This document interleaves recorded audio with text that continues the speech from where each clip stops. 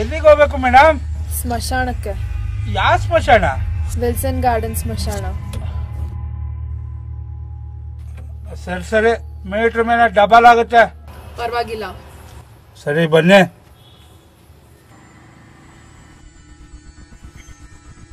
ಎಷ್ಟಾಯ್ತು?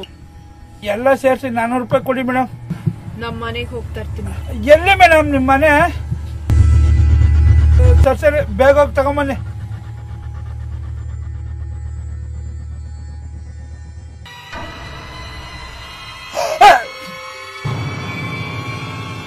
ಯಾರು ನೀನು?